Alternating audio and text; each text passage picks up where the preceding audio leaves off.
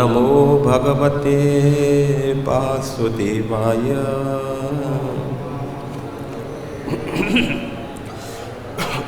ओम नमो भगवते वासुदेवाय। ओम नमो भगवते वासुदेवाय।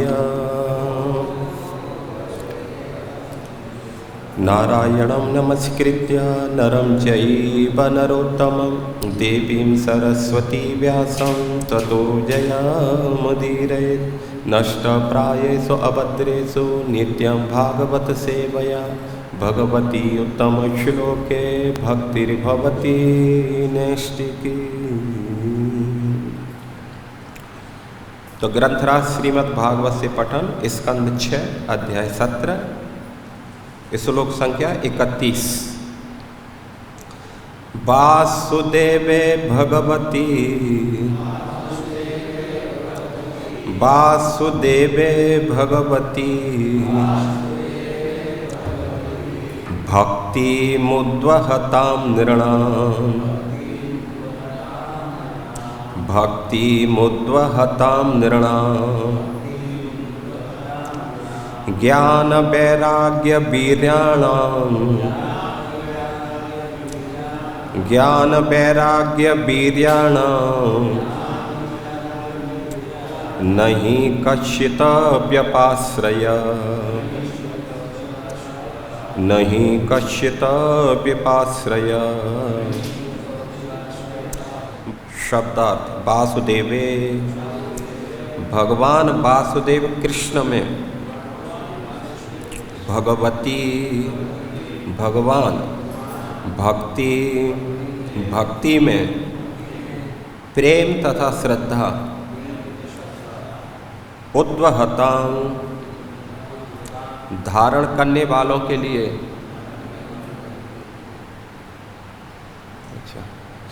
धारण करने वालों के लिए नृणाम मनुष्यों का ज्ञान वैराग्य वास्तविक ज्ञान तथा विरक्ति का वीर्याणाम शक्तिमान न नहीं ही निसंदेह कश्चित् कुछ भी विपाश्रय शरण के लिए शरण के रूप में। अनुवाद व तात्पर्य अवैचनार भक्ति वेदांत स्वामी शिल प्रभुपाद जी के द्वारा। शिल प्रभुपाद की जय। पूर्ण पुरुषोत्तम भगवान वासुदेव कृष्ण की भक्ति में अनुरक्त व्यक्ति स्वभावतः परम ज्ञानी तथा इस संसार से विरक्त रहने वाले होते हैं। अतः ऐसे भक्त न तो इस संसार के तथाकथित सुख में न ही तथाकथित दुख में कोई रुचि रखते हैं। वॉल्यूम ज़्यादा है क्या इसका? आवाज़ कुछ कान में गूंजती तो ऐसा नहीं लग रहा? थोड़ा सा वॉल्यूम डाउन करेंगे जरा सा तात्पर्य यहाँ पर एक भक्त ज़्यादा भी नहीं, यहाँ पर एक भक्त तथा दिव्य विषय थोड़ा सा यहाँ पर एक भक्त तथा दिव्य विषय पर मनन करने वाले दार्शनिक का अंतर दिखाया गया है। भक्त को इस संसार की असभ्यता या निस्वरता को समझने के लिए ज्ञान का अनुशीलन करने की आवश्यकता नहीं पड़ती। वासुदेव में विशुद्ध भक्ति के कारण उसमें ये ज्ञान तथा विरक्ति स्वतः प्रकट होती है। अन्यत्र श्रीमद् भागवतम 1-2-7 में इसकी पुष्टि की गई है। वासुदेवे भगवती भक्ति योग प्रयोजितः जनयत्यासु वैराग्यम ज्ञानम च यद हेतुकम्। जो मनुष्य वासुदेव भगवान श्री कृष्ण की शुद्ध भक्ति में अनुरक्त होता है वह स्वतः इस संसार से अवगत हो जाता है। जिसके फलस्वरूप वह स्वभावतः विरक्त हो जाता है। यह विरक्ति उसके उच्च ज्ञान से ही संभव है।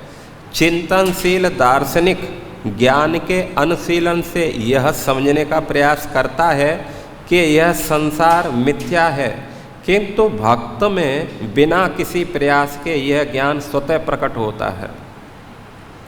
मायावादी चिंतक अपने तथाकथित ज्ञान पर गुमान कर सकते हैं, किंतु वासुदेव को न समझने के कारण वासुदेव सर्वम इति वे संसार की द्वैतता को नहीं समझ पाते, क्योंकि यह वासुदेव की बहिरंगा शक्ति का प्राकट्य है। अतः जब तक तथाकथित ज्ञानी वासुदेव की शरण में नहीं जाते, तब तक उनका चिंतनशील ज्ञान अधूरा रहता है।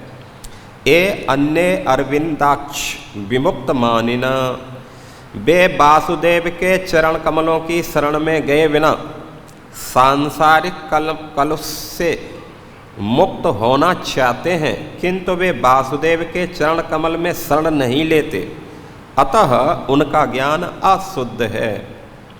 वे जब सचमुच शुद्ध हो जाते हैं तो वासुदेव की शरण ग्रहण करते हैं। अतः ज्ञानी की अपेक्षा भक्त के लिए परम सत्य को समझ पाना सुगम है, क्योंकि ज्ञानी वासुदेव को समझने के लिए मात्र चिंतन करते हैं। शिवजी ने इस कथन की पुष्टि अगले श्लोक में की है। ओम ज्ञानम तिमिरान्धस्य ज्ञानं जनाशलाकया चक्षुरुन्मीलितं येन तस्मै श्रीगुरुवे नमः। श्रीचैतन्यमनोभीष्टं स्थापितं येन भूतले स्वयं रूपकदा मह्यं ददाति स्वपदान्तिकं। वन्दे अहं श्रीगुरो श्रीयुतपदकमलं श्रीगुरून् वैष्णवांच श्रीरूपं साग्रजातं सहगणरघुनाथान्वितं तं सजीवं साद्वैतं सावधूतं परिजनसहितं कृष्णचैतन्यदेवं श्रीराधाकृष्णपादां सहगणललिता श्रीविशाखान्वितांच। नमः ओं विष्णुपदाय कृष्णपृष्ठाय भूतले श्रीमते भक्तिवेदांत स्वामिनि इति नामिने। नमस्ते सरस्वती देवे गौरवाणी प्रचारिणे निर्विशेषशून्यवादी पाश्चात्यदेशतारिणे। हे कृष्ण करुणा सिंधु दीनबंधु जगतपते गोपेश गोपिकाकांत राधाकांत नमोस्तुते। तप्त कांचन गौरांगी राधे वृंदावनेश्वरी वृषभानुसुते देवी प्रणमामि हरिप्रिये। वाञ्छाकल्पतरुभ्यस्य च कृपा सिन्धुभ्य एव च पतितानां पावनेभ्यो वैष्णवेभ्यो नमो नमः। जय श्री कृष्ण चैतन्य प्रभु नित्यानंद श्री अद्वैत गदाधर श्रीवासादि गौर भक्त वृंद। हरे कृष्णा कृष्ण कृष्ण हरे हरे, हरे राम राम राम हरे हरे। मूकं करोति वाचालं पंगुलंघयते गिरिं यत्कृपातमहं वन्दे परमानन्दमाधवं श्रीगुरुदीनतारिणं। भूतैरमहद्वीयः इमां पुरो विभो निरमायस्यते यदमुष्य पुरुष भुङ्क्ते गुणान् षोडशात्मकं सोऽलङ्कृशिष्ट भगवान् वचांसि मे। सोऽलङ्कृशिष्ट भगवान् बचांसी में।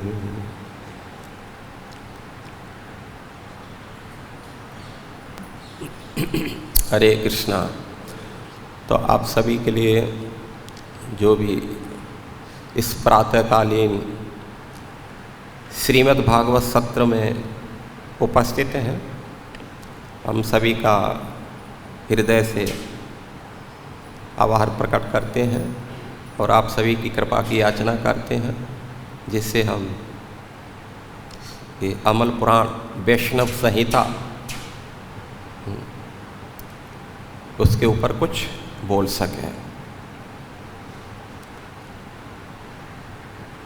तो पीछे के प्रसंगों में हमने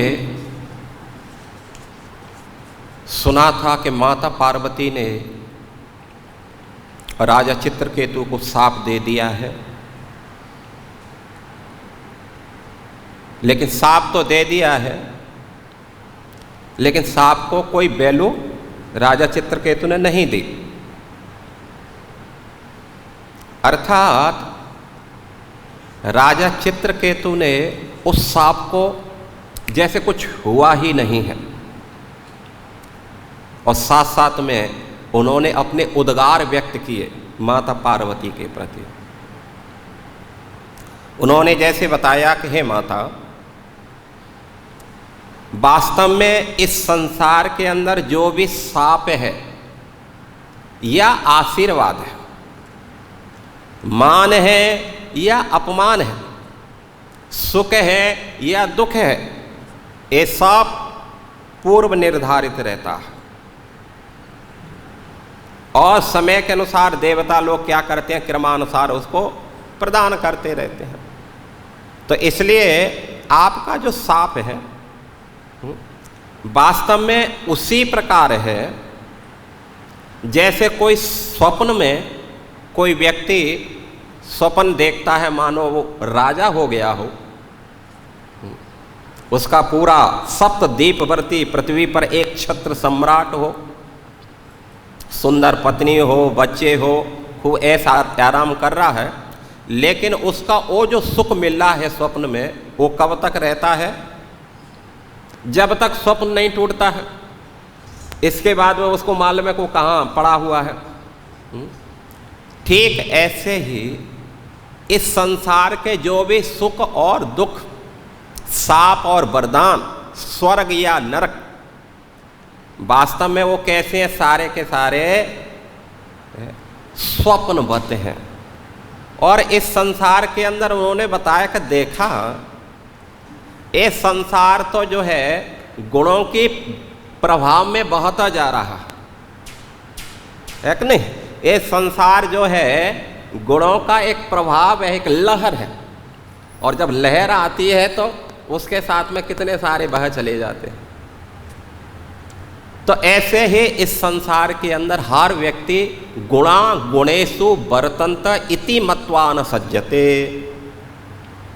जो मूर्ख लोग होते हैं वो इस बात को नहीं समझ पाते हैं कि वास्तव में इस संसार के अंदर जो खेल चल रहा है वो जादूगर का खेल है, ये प्रकृति का गुणों का खेल है। गुणा गुणेषु वर्तन्तः। कभी व्यक्ति सतोगुण में होता है तो बहुत अच्छी चर्चा करने लग जाता, देखा जाते हैं बहुत कभी कभी जो है।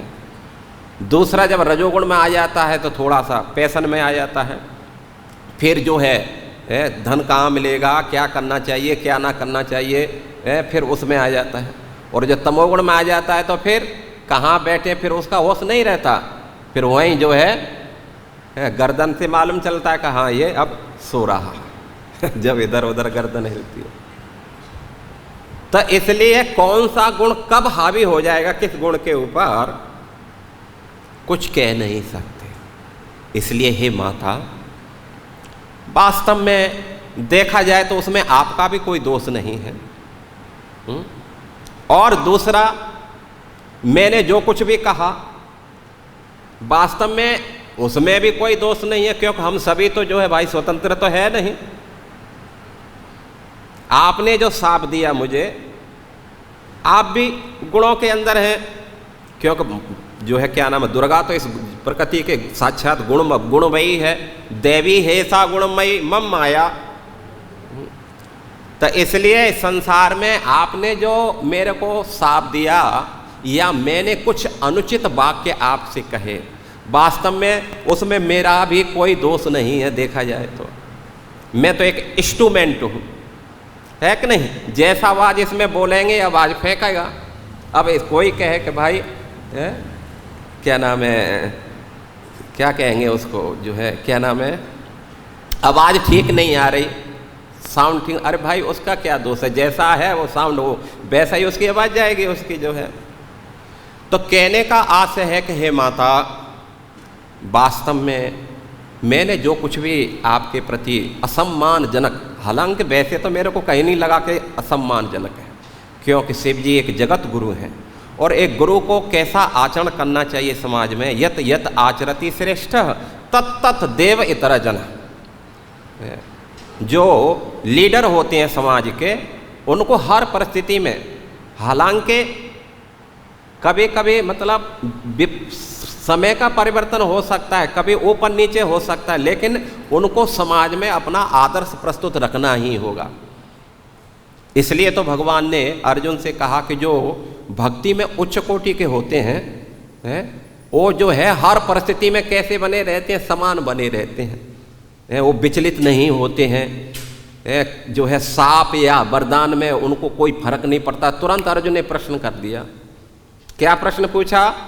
भाई ऐसे विचित्र व्यक्ति हैं, क्योंकि संसार में तो प्राय देखा जाता है थोड़ा सा भी किसको कुछ कहो तुरंत उसका एक्शन शुरू हो जाता है। तो ऐसे व्यक्ति भी हैं। तो उन्होंने प्रश्न कर दिया, स्थित प्रज्ञस्य का भाषा समाधि, स्थित प्रज्ञस्य का भाषा समाधि दस्य केशव स्थित धी किम प्रभासेत किम आसीत व्रजेत किम। उन्होंने बोला कि जो स्थित प्रज्ञ है वो क्या बोलता है, कैसे चलता है, कैसे बात करता है, कैसे बैठता है, इसका मतलब है वो उसके जो लीडर हैं, समाज के जो गुरु हैं, उनकी हर क्रियाओं को समाज क्या करता है, नोट करता है। तो इसलिए माता मेरा भी इसमें कोई दोष नहीं है। मैंने तो यही समझ करके बोल दिया कि शिव जी एक जगत के गुरु हैं और उनको गुरु की तरह शिष्यों के सामने आचरण करना चाहिए। हालांकि आपको अनुचित लगा तो मुझे क्षमा कर देने का। इस प्रकार कह करके और अपने विमान में बैठे और विमान में बैठ करके चले गए। तो सुखदेव गोस्वामी जो है वो देख करके वो बता रहे हैं कि देखा, उनको पार्वती के साप का बिल्कुल भी अंदर कोई ग्लानि नहीं हुई। सुखदेव गोस्वामी बोलते हैं कि राजन परीक्षित, चित्रकेतु महाराज को जो है उस साप के प्रति जो है कोई भी हर्ष या शोक बिल्कुल भी कुछ नहीं हुआ, जैसे कुछ हुआ ही नहीं। इस प्रकार कर बैठ करके चले गए। और उन्होंने बताया कि राजन जब बैठ के चले गए तो शिवजी और पार्वती जो है उनको देख करके हंसने लगे। क्यों हंसने लगे? कि देखो जैसे उनको मतलब इस बात पर हंसी आई कि चित्रकेतु के ऊपर इस सांप का एक रत्ती भर भी प्रभाव नहीं पड़ा। कोई उनके अंदर कोई जो है इस प्रकार का ऐसा फीलिंग नहीं हुआ कि मेरा इन्होंने जो है कुछ अशुभ किया। इसलिए शिव और पार्वती को हंसी आ गई। उसके बाद में जो है शिवजी ने, क्योंकि शिवजी तो देखते रहते हैं भक्तों की महिमा का गुणगान करने के लिए, उनको भी थोड़ा चांस मिल गया। तो उन्होंने भी अपनी बात को कहा, पार्वती देखा ना, ये है भगवान के भक्त, भगवत दासों की जो महिमा है उसको भला कौन समझ सकता है। वास्तव में देखा जाए तो ये साप दे करके आपने अपनी शक्ति का प्रदर्शन किया, लेकिन आपकी शक्ति राजा चित्रकेतु के सामने कैसी हो गई? बिल्कुल जो है हताहत हो गई। उसका कोई जो है असर नहीं हुआ। देखा जाए तो उल्टा आप ही परास्त हो गए। दूसरा उन्होंने बताया कि देखो इस संसार के अंदर हर व्यक्ति मान सम्मान प्रतिष्ठा लाभ हानि से जो है उसके अंदर क्या होता रहता है, द्वैत भाव आता ही रहता है। केवल भगवान ही एक ऐसे हैं जो इस द्वैत से बिल्कुल परे हैं। तो इसलिए भगवान के जो जैसे भगवान इस द्वैत से परे हैं, ठीक उसी प्रकार उनके भक्त भी इस द्वैत से परे हैं। उनको भी किसी का भय नहीं होता। नारायण परासर्वा नारायण परासर्वे न कुतश्चन बिभ्यति स्वर्गापवर्ग नरकेशो तुल्यार्थ दर्शनम। तो जो नारायण परा है, जो भगवान नारायण के सेवकों के जो सेवक हैं, न कुतश्चन बिभ्यति, वो हर परिस्थिति में निडर रहते हैं। भगवान ने भी भगवत गीता में जो ज्ञान का उपदेश किया है 13वें अध्याय में, नहीं 16वें में है, उसमें अभयम सत्य संशुद्धि ज्ञान योग विवस्थिति, यही है ना, अभयम सत्य संशुद्धि ज्ञान योग। जो भजन करेगा सबसे पहले उसके अंदर एक गुण आएगा, और वो गुण क्या है, अभय हो जाता है वो व्यक्ति। तो इसलिए जो है ये जो है नारायण के जो भक्त होते हैं वो हर परिस्थिति में अभय होते हैं। चाहे वो स्वर्गापवर्ग नरकेशु, चाहे उनको स्वर्ग में छोड़ दो या उनको मुक्ति दे दो या उनको जो है नरक में छोड़ दो, सब जगह जा कर के भगवत प्रचार ही करते हैं। जैसे हमारा एक भक्त था जो है किसी कारण से उनकी पत्नी सुसाइड कर ली थी ऐसे, तो जेल चला गया था, और जेल में जा कर के उसने क्या किया, जितने भी कैदी थे सबको जो है प्रचार करके भक्त बना दिया। रामचंद्र प्रभु की तरह जो सबको माला पकड़ा दी, हरे कृष्णा कृष्ण कृष्णा हरे हरे, हरे राम राम। तो ये भक्त की खासियत होती है। और उन्होंने लास्ट कल के श्लोक में जो बताया था, तो उन्होंने बोला था कि हे माता, इस संसार के अंदर जो द्वैत उत्पन्न होता है वो भी कैसे उत्पन्न होता है। तो उन्होंने बताया अविवेकः कृतः पुंसाम, अविवेकः कृतः पुंसाम ही अर्थभेद इव आत्मनि, अर्थभेद इत आत्मनि। अविवेकेन, अविवेक्य मतलब अज्ञानता के कारण इस संसार के अंदर द्वैत की प्राप्ति होती है। अज्ञानेन आवृतम ज्ञानम येन मोह्यन्ति जन्तवः, जन्तवः सारे प्राणी जो है अज्ञानेन आवृतम ज्ञान, उनका जो ज्ञान है वो किससे आवृत रहता है, अज्ञान से आवृत रहता है। तो इसलिए इस संसार के अंदर बोलते हैं कि जो जो अज्ञान है, अज्ञानेन आवृतम ज्ञान, उसके कारण उसको क्या होता है, उसका जो ज्ञान है परिस्थिति को ठीक से समझ नहीं पाता है, जिसके कारण वो क्या है, ये द्वैत प्रकट हो जाता है उसके सामने। वास्तव में जैसे गाली दी, अब गाली क्या चीज़ है, कोई मतलब देखा जाए तो बात या थोड़ी समझने वाली बात है, किसी ने किसी को अपमान कर दिया, ये तू कुछ नहीं करता है, भाग यहाँ से। तो देखा जाए तो इन शब्दों को बहुत सीरियसली भी ले सकते हैं और हल्के से भी ले सकते हैं। इनको होता है कि नहीं होता है। तो ये है एडवांस, जो कौन भक्ति में कितना एडवांस है इससे मालूम चल जाता है। तो जो द्वैत प्रकट होता है जिसके कारण जो अविवेकः कृतः पुंसः, पुंस मतलब जीवात्मा का, जीवात्मा जो है अज्ञानता में कब आती है, कब इस संसार में फीलिंग करती है, उसको एहसास होता है कि इसने मेरा मान किया है, इसने मेरा सम्मान किया है, मैं जो है बहुत कुछ विशेष मतलब प्राप्त करना चाहता हूँ, समाज को दिखाना चाहता हूँ, मैं ये करना चाहता हूँ। ये सब कब उत्पन्न होता है, अविवेकेन कृत, कृत मतलब अविवेक के कारण, अविवेकेन कृतः पुंसः, अविवेक के द्वारा किया गया ये जो है मनुष्य को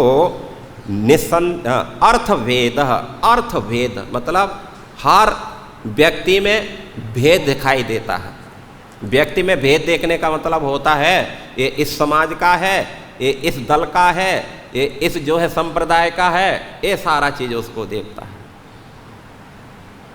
लेकिन जो भक्ति में उत्कृष्ट है वो सब नहीं देखता है। वो क्या देखता है? विद्या विनय संपन्ने ब्राह्मणे गविहस्तिनी सुनी चैव सुपाके च पंडिता समदर्शिना। तो वो जो है ये नहीं देखता है कि ये काला है, कि ये गोरा है, ये सफ़ेद कपड़े पहना है या लाल कपड़े देखता है। वो तो देखता है कि भाई इसके अंदर जो आत्मा है वो तो सेम साइज का है। हरे कृष्णा कृष्ण कृष्णा हरे हरे, हरे राम राम राम हरे हरे। इसलिए शिव जी ने बताया कि हे पार्वती, इस संसार के अंदर ये द्वैत है, ये जो अज्ञानता है जिसके कारण व्यक्ति एक दूसरे से इच्छा द्वेष, क्या है इच्छा द्वेष नहीं, भगवान जो है ब्रह्म, ये जो है सृष्टि के शुरू से ही है। ब्रह्मा जी ने सृष्टि किया, उसके साथ साथ में भी सृष्टि हुआ उनसे।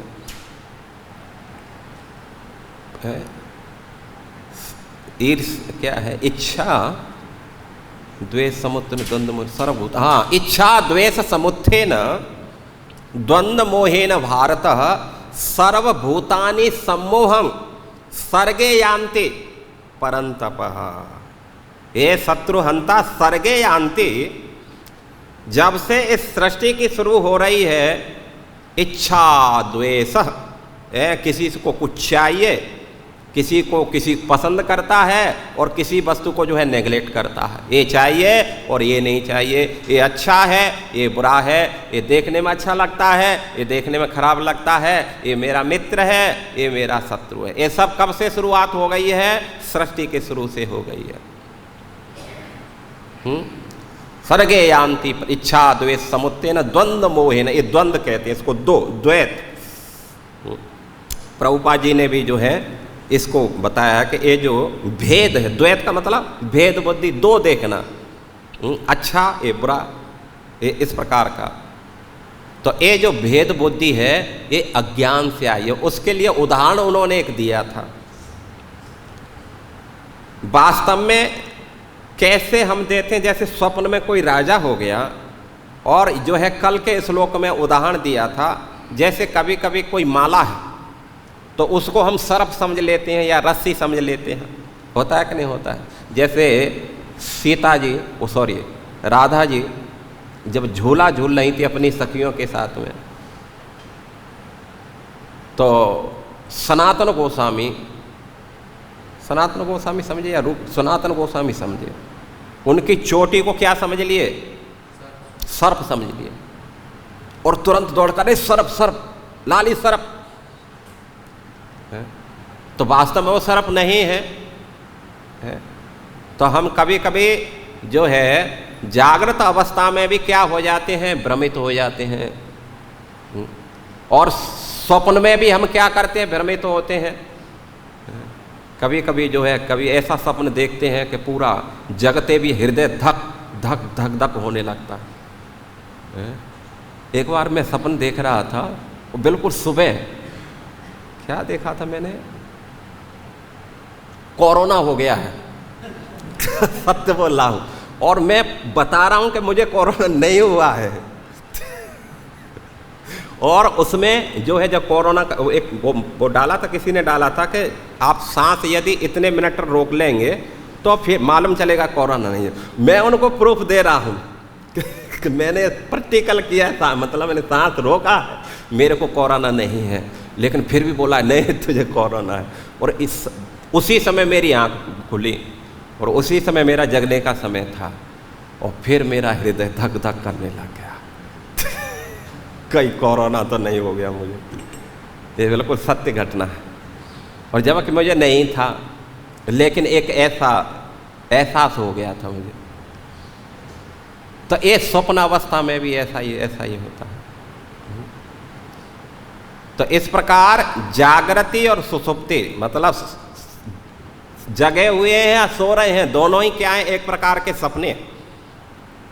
तो इसलिए ये जो सपने हैं ये कितने हैं, जब तक जैसे दिन को हम रियल मानते हैं, वास्तव में रियल है नहीं, है कि नहीं। ये रियल जो है, जैसे रात का स्वप्न रियल नहीं है, ऐसे ही दिन के समय जो कुछ देखते हैं, जब हम सोते हैं तो सोते समय बिल्कुल इस शरीर को हम भूल जाते हैं बिल्कुल, फिर हम कुछ दूसरे ही हो जाते हैं। कभी जो है कहाँ दौड़ रहे हैं, कोई पीछा कर रहा है, कोई ये है, कोई क्या क्या नहीं बन जाते हम रात को, फिर ये शरीर हम वो हैं फलाने हैं, इस शरीर को बिल्कुल भूल जाते हैं। तो रात्रि के समय जब हम स्वप्न देखते हैं तो ये जो है दिन के शरीर को भूल जाते हैं, और जब दिन में आते हैं तो रात्रि के स्वप्न को भूल जा रहे, वो तो सपना था, लेकिन वास्तव में दोनों ही सपना है।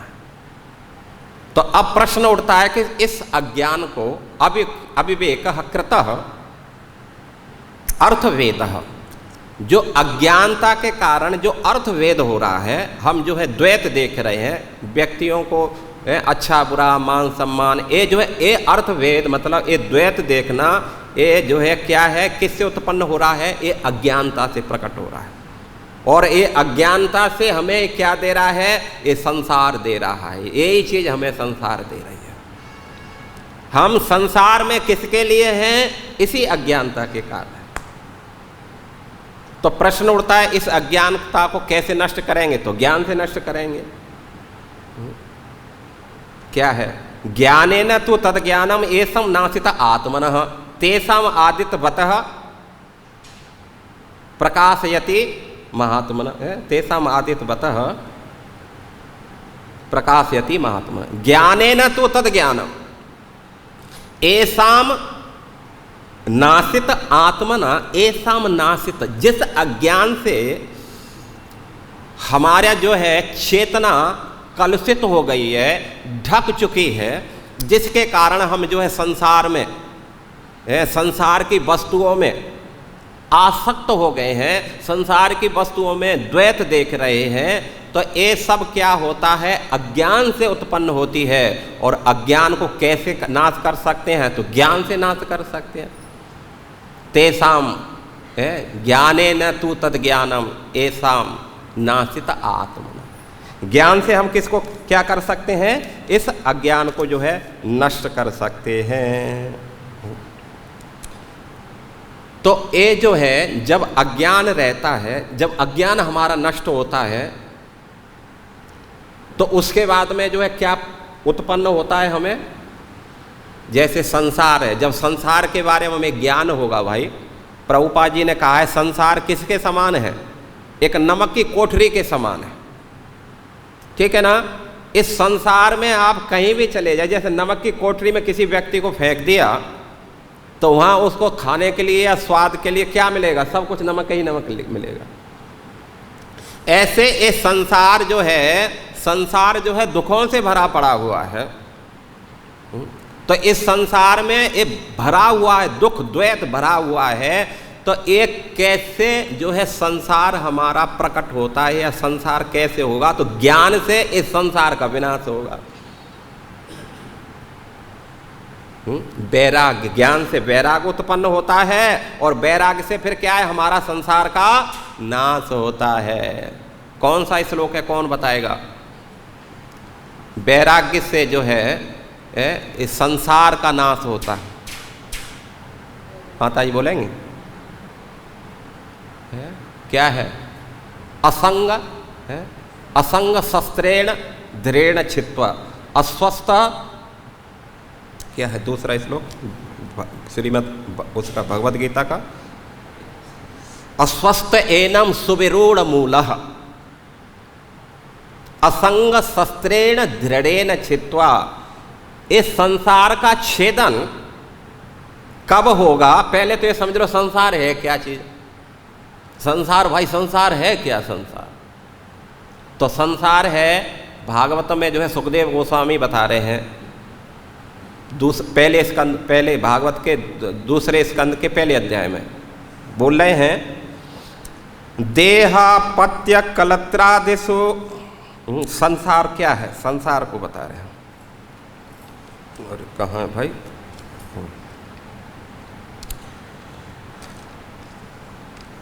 देहापत्य कलत्रादिषु आत्मसैन्यसु असत्सपि तेषां प्रमक्त निधनं पश्यन् अपि न पश्यति। तेषां प्रमक्त निधनम, निधनम मतलब अज्ञानी मूर्ख व्यक्ति वो क्या कर रहा है? देह अपत्य कलत्र आदिषु, देह बोलते हैं इस शरीर को, मैं फलाना हूँ, मैं ये हूँ, मैं वो हूँ, मैं हूँ। लेकिन कौन आए राम और गए राम? कौन कितने दिन का इस संसार के अंदर है? होता है कि नहीं होता है? तो देह देह मतलब शरीर को, और जो है देह और पत्य मतलब बच्चे, और कलत्र बोलते हैं पत्नी को। देह पत्य कलत्र आदिषु स्वजन सगे संबंधी, और सैन्यसु अंगरक्षक, असस्सु अपि, ये सारे के सारे कैसे हैं? नाशवान है। कल का सूर्य कोई देखेगा, कौन देखेगा, कुछ कह नहीं सकते हैं। लेकिन फिर भी तेषां प्रमत्त निधनम, जो व्यक्ति अज्ञानता में, मूर्खता में पागल हुआ है और वो सोच रहा है कि पश्यन् अपि न पश्यति, निधनम, ये सब एक दिन मरने वाले हैं, ये सब हानि भूतानि गच्छन्ति यम आलयम, सब मर करके जो है आलय चले गए हैं, बहुत सारे हम भी एक दिन जाने हैं। लेकिन फिर भी अपने को ये सब सोचता है कि मैं मरने वाला नहीं। तो ये संसार है। तो हमने बताया था इस संसार का जो है मतलब अज्ञानता को नष्ट करने के लिए ज्ञान की जरूरत होती है। ज्ञान से क्या होता है? संसार की जानकारी मिलती है, जिससे वैराग्य उत्पन्न होता है, और वैराग्य से असंग शस्त्रेण दृढ़ेन छित्त्वा अस्वस्थ एनम सुविरूढ़ मूल, जो संसार कैसा है? बहुत सुविरूढ़ है, इसको नष्ट करना बिल्कुल असंभव चीज है। लेकिन यदि कोई ज्ञान और वैराग्य से उत्त हो जाता है, उसके लिए संसार चुटकी में खत्म हो जाता है। और उसका हम उदाहरण दे सकते हैं, कितने सारे शास्त्रों में उदाहरण बड़े पड़े हैं। जो क्या नाम, प्रियव्रत महाराज, जिसके लिए सुखदेव गोस्वामी बोलते हैं महाभागवतो प्रिय सप्तवर्तिन, मतलब सात द्वीपों वाली जो पृथ्वी है, उनके पिताजी स्वयंभू मनु ने प्रियव्रत को जो है इस राज देना चाहा। लेकिन प्रियव्रत चूंकि उन्होंने शिक्षा किससे ज्ञान ग्रहण किया? नारद जी से उन्होंने ज्ञान ग्रहण किया, जिसका परिणाम ये हुआ कि उन्होंने जो है बिल्कुल राज लेना अस्वीकार कर दिया था। अम्बरीश महाराज, इनके लिए भी महाभागवतो सप्तद्वीप वर्तिन, ये भी 7 द्वीप के राजा थे। लेकिन उनके ऊपर भी किसकी कृपा हुई? किससे उन्होंने ज्ञान ग्रहण किया? नारद जी से उन्होंने भी ज्ञान ग्रहण किया, और उन्होंने अपनी जवानी अवस्था में पूरी पृथ्वी का त्याग कर दिया। भरत महाराज, ये भी जो है नारद जी के शिष्य हैं, इनको भी जो है वैराग्य हुआ। ये भी सप्तवर्ती, जिनके नाम से देश का नाम भारतवर्ष पड़ा, उसी ज्ञान के द्वारा जो है पृथ्वी का त्याग किया। प्रचेतागण जो है आप देखो ना, वो शिव जी की कृपा से भगवत भक्त बन गए, घर छोड़ करके चले गए। सबलास्व, हयस्व, ध्रुव महाराज, कितने सारे उदाहरण आपको शास्त्रों में देख सकते हैं। ये सारे के सारे क्या हैं? इसी जो है भगवत आशीर्वाद लेकर के और जो है इस ज्ञान को प्राप्त करके उनका संसार छेदन हो गया। तो अब प्रश्न उठता है कि इस ज्ञान और वैराग्य को हम कैसे प्राप्त कर सकते हैं? तो उसके लिए जो है बताया कि वासुदेवे भगवती भक्ति उद्धहताम नृणाम, कुछ नहीं करना है, केवल भगवान वासुदेव की भक्ति करनी है। यदि हम भक्ति करते हैं तो भक्ति करने से स्वभावतः ही ज्ञान और वैराग्य की प्राप्ति हो जाएगी। और प्रभुपाद जी ने फर्स्ट जो है इसी को जो है कोड किया है। उन्होंने बताया है कि वास्तव में जो एक भक्त और ज्ञानी में यही अंतर होता है। ज्ञान 2 प्रकार से प्राप्त किया जाता है। एक तो जो है मायावादियों का ज्ञान होता है, वो भक्ति न करके मानसिक चिंतन के द्वारा शास्त्रों को बिना गुरु के, बिना किसी जो है उसके समझने का प्रयास करते हैं, तो उनका जो ज्ञान है वो मन चिंतन परक ज्ञान है, रियलाइजेशन ज्ञान नहीं है उनका जो है। लेकिन भक्त क्या करते हैं, भगवान की भक्ति में लगते हैं, जिससे उनका शुद्धिकरण होता है। तो वासुदेवे भगवती भक्ति योग प्रयोजितः जनयति आसु वैराग्यम और ज्ञानम च अहेतुकम। भगवत कृपा से, वासुदेव की भक्ति से उनको जो है ज्ञान भी हो जाएगा और वैराग्य भी हो जाएगा और ये संसार का छेदन भी हो जाएगा। कुछ नहीं करना है, केवल चांट एंड बी हैप्पी, हरे कृष्णा कृष्णा कृष्णा हरे हरे, हरे राम राम राम हरे हरे। बस ज्ञान का अलग से कुछ नहीं करना है। बहुत से जो है ज्ञान प्राप्त करने के चक्कर में जो थोड़ा बहुत देखते हैं हम, बहुत से भक्तों को चस्का लगा कर चलो भाई कुछ ग्रामर शास्त्र पढ़ना चाहिए, कुछ संस्कृत पढ़ना चाहिए। अच्छी बात है, पढ़ना तो चाहिए, ये तो हम नहीं कहते, लेकिन आप भजन को छोड़ करके संस्कृत पढ़ने के लिए जाएंगे तो ये बिल्कुल सत्य है, आप भक्ति से बिल्कुल अलग हो जाएंगे। आप जो है फिर आपको संसार में जाना ही होगा, ये जो है नियम है, ये सिद्धांत। इसलिए ज्ञान और वैराग्य के लिए अलग से प्रयास नहीं करना, भजन करो, ज्ञान वैराग्य हो जाएगा। और उसका उदाहरण दिया है जो है श्रीमद् भागवतम में दिया है। जब नारद जी जो है पृथ्वी पर एक बार आए थे, घूमते घूमते चलो दर्शन कर लेते हैं, तीर्थों के घूम के आते हैं, अभी तो लॉकडाउन खत्म हो गया है, लगता है मंदिर खुल गए होंगे तो इसलिए दर्शन कर लेते हैं। तो दर्शन करते करते करते करते बोला अब वृंदावन आए तो चलो जमुना जी में स्नान कर लेते हैं। तो जब जमुना जी के तट पर गए तो उन्होंने एक यंग जवान स्त्री को देखा और जिसके पास में दो वृद्ध व्यक्ति लेटे हुए थे, बिल्कुल अचेतन अवस्था में, और स्त्री रो रही थी और बहुत सारी नव युवतियाँ उनकी सेवा में लगी थी। आप सभी जानते हैं भक्ति महारानी। तो नारद जी को आश्चर्य हुआ, भाई कौन है? तो उन्होंने पूछा ये कौन है? बोला नारद जी मेरे बच्चे हैं। उनको आश्चर्य लगा, अरे बच्चे हैं? आप 14 साल की और ये 85 साल के, हाउ टू पॉसिबल दैट, कैसे संभव है ये?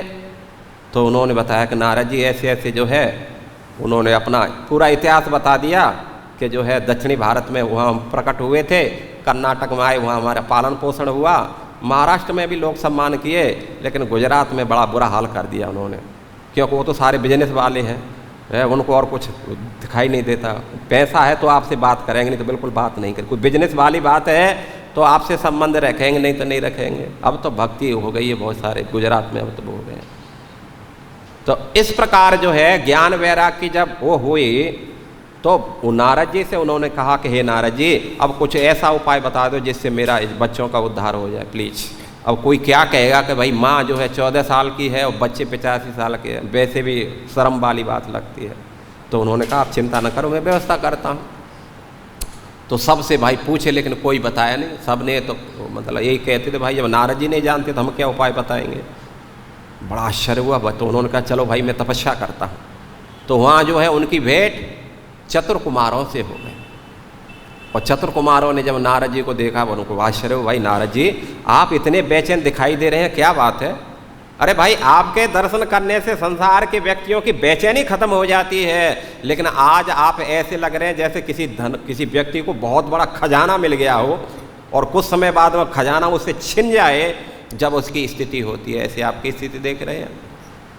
तब उन्होंने कहा क्या बताएं, मैं बड़ी समस्या हूँ। बोला क्या समस्या है?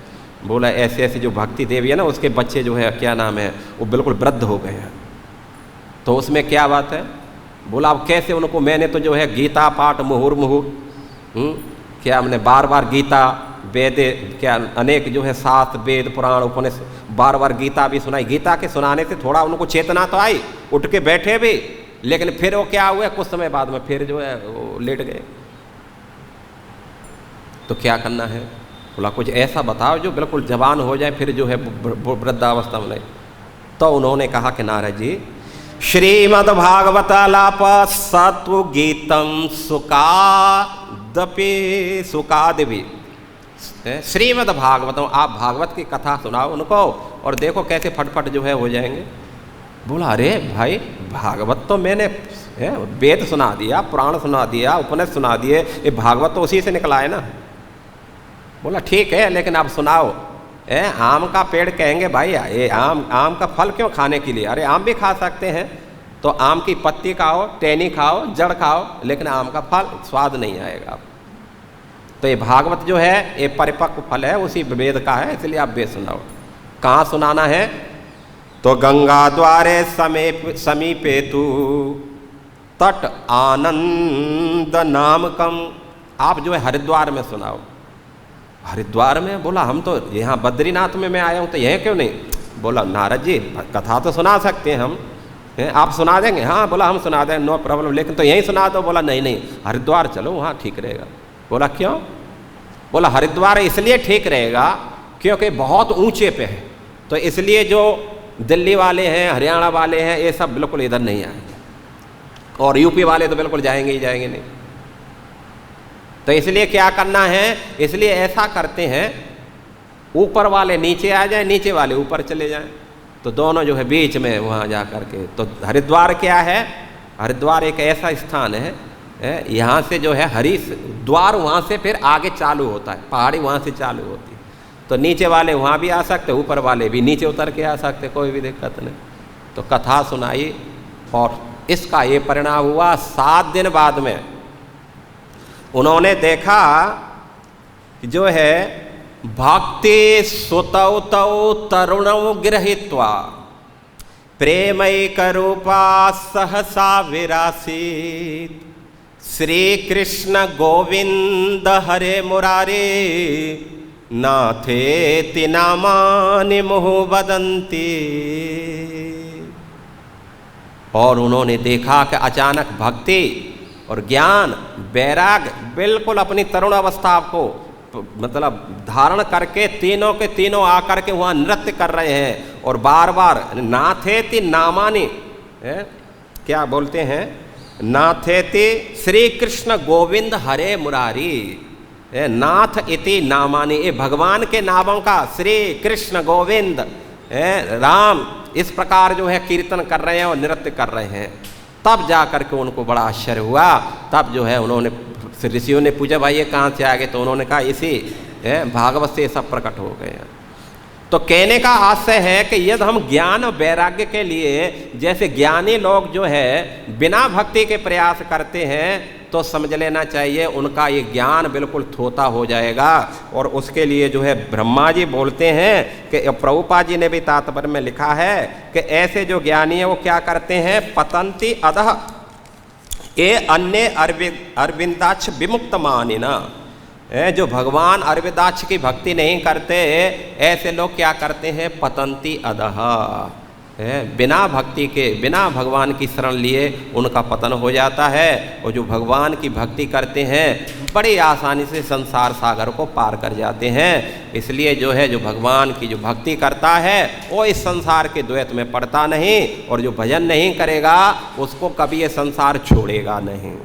इसलिए जो है प्रभुपाद जी के जो तात्पर्य में ये बात बताई गई है कि जो है ज्ञानी का कैसे पतन होता है, तो उसके लिए आगे के श्लोक में जो है उसके ऊपर चर्चा करेंगे। तो इसलिए भजन करो, भजन करने से ही ज्ञान भी आएगा और वैराग्य भी आएगा। हरे कृष्णा कृष्णा कृष्णा हरे हरे, हरे राम राम राम। किसी का कोई प्रश्न है, कुछ पूछना चाहेंगे आप लोग?